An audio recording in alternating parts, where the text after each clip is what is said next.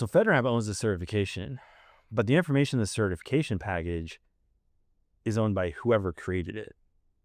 So if you're a private company, you're a cloud service provider, you're putting together a certification package, you're writing down your intellectual property about how you operate your service, metrics related to it, vulnerabilities you discovered, et cetera.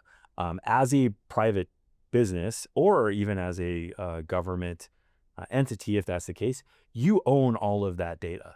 You do not produce that data on behalf of the government. You produce that data on your own behalf in order to do business with the government. Cloud service providers own their data. They can do whatever they want with that data. If a cloud service provider wants to share their FedRAMP certification package or post it publicly on the internet or do whatever, they're allowed to do that. That's their information. We strongly recommend you do that responsibly. In fact, I believe we maybe require that you do that responsibly to the degree that we can in order to maintain your FedRAMP certification. If your certification package includes like sensitive secrets and you post that publicly on the internet, that's not doing so responsibly. But it's still up to you, and you can do that. And we can't, information produced by a private company is owned by that company unless they have signed a contract with the government that gives ownership of that information over to the government. No cloud service provider is doing that unless you are on a contract to build an explicit platform for the government.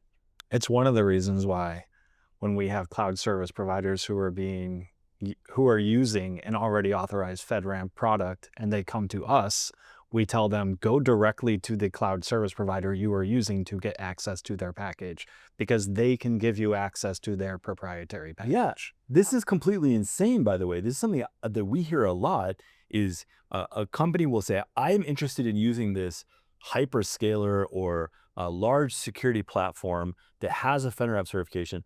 I want to use their service, but they won't let me see the recommended security configuration guide. They won't let me see their certification package because they say it's federal information. No, it is not. It is not federal information. I know that there was an unfortunate era where there was this imaginary concept coined by the Joint Authorization Board called federal metadata, and supposedly the government claimed ownership of this. Unfortunately, that's not a thing, and any company that actually talked to their lawyers ignored all of that because that is not a thing and is not the way that things work.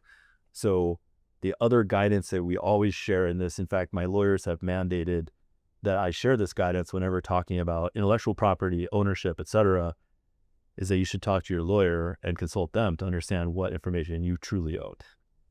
To be fair, for a long time, FedRAMP had CUI headers and footers on the templates.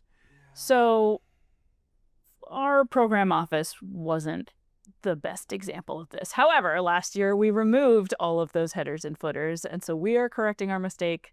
This is part of us trying to make the world a better place. Yeah. It's absolutely important to understand the transgression of FedRAMP and how we've operated. When FedRAMP started, we acted as a clearinghouse for agencies to come to us to get packaged to cloud service providers. We're moving in a way now where we're saying, okay, agency, go directly to the cloud service provider and get access to their security information through their trust center. It's not something we're taking ourselves out as the middleman in this process, which should create efficiencies for agencies directly work with those cloud service providers.